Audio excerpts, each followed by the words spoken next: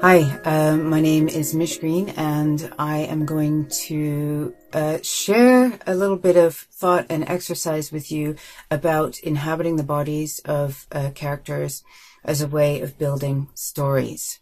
So, to start with the basics, a story, of course, looks something like this. You have a character, and the character needs something, and they either get what they need or they don't get what they need.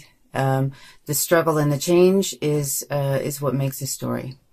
When it comes to building stories, one of the ways that you can find out what your character needs and therefore find out what might be driving their story is by understanding their body. So, of course, we are all more than our bodies. But our bodies are the containers in which we meet the world and through which the world meets us. Our bodies work in different ways. Our bodies are approached and treated in different ways, but we all start with the body. Our bodies can connect us to the places that we inhabit, to our circumstances, to our motivations, our needs, our desires, to the barriers. They connect us to other people and to the social context that we live within. And all of this stuff is this stuff of story. So to start with, we need to realize that many bodies move through the world differently than the one that you inhabit. And that depends on size and skin tone and mobility and gender and pain levels and dental health and whether you're pregnant or not, and so on and so on and so on. And the world, of course, impacts our bodies differently depending on our specific combination of all of those different long and short-term bodily experiences. So to take an embodied approach to creating character, you're immediately going to be drawing down a lot of really specific texture and detail, which is going to be very helpful for you in a compact form like short fiction, where every word, every image has to be doing a lot of work. So becoming more conscious of bodily nuance can also help you avoid common pitfalls and cliches in character development. So to give you a particularly egregious example that I'm sure that you have read, a character describes their breasts in great detail in a scene that is not about breasts, or a character describes their own skin tone repeatedly and exclusively as food. These approaches are not drawing from the character's body. They're drawing from the author's bias, and that ends up creating characterizations that are very flat, that are very cardboard with extraneous body parts taped on, and that is a static approach to understanding character. So how do you get closer to a rich and meaningful embodiment for your characters? You start where you are, and then you travel. So I want to take you through a preparatory exercise that's going to help you with this. We'll start by identifying your own body assumptions and realities.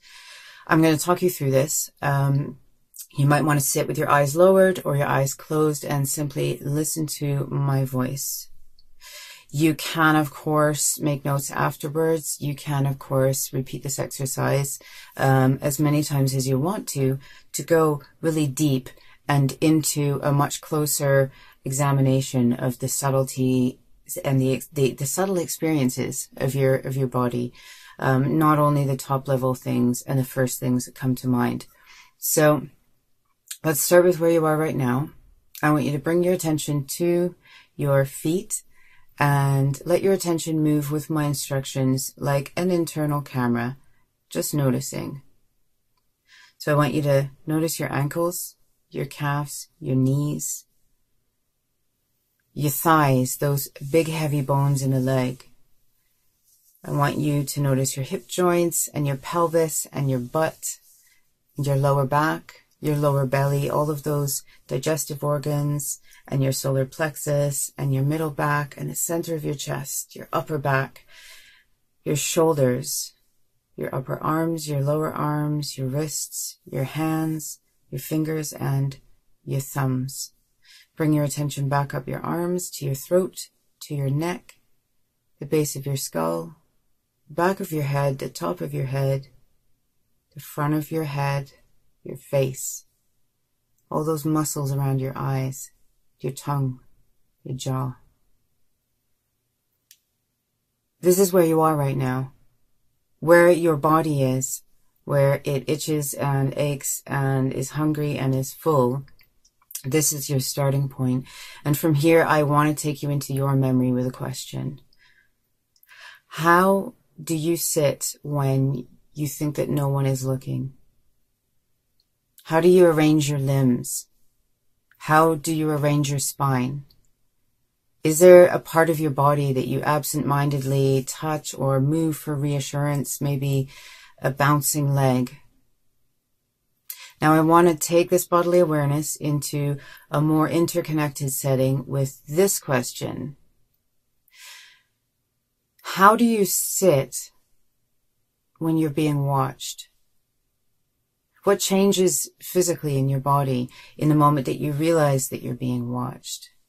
What do you anticipate? What if you're being watched by someone who loves you? Or by someone who doesn't love you? I want you to practice noticing your own body in different situations like this. Where do you hold your tension when you're tired? Or when you're in public? Or when you're angry? When you're worried? Where has your life written itself onto your body? What parts of your body move when you breathe in? What parts of your body feel relaxed and gentle and warm? What parts feel numb? Starting with your own body gives you a really solid baseline of awareness for the nuance and the detail of your own lived experiences and the ways that your body informs your decisions and your interactions. So this is going to be very crucial as a source of knowledge that you can bring into your writing. When you begin to explore the bodies of your characters, you can be more aware of your own norms and therefore your own potential blind spots, your own assumptions, your own biases, and we all have these. You can become more aware of the unique ways in which your character moves through and interacts with the world. And this is going to help you find their unique actions and reactions. It's going to help you find the story that is being driven by their bodily experiences. So let me ask this question of your character. A person in a crowd stops to turn and look at your character and to hold their gaze for a moment. What is this going to do to your character based on their bodily experience, on any number of the things that I have mentioned?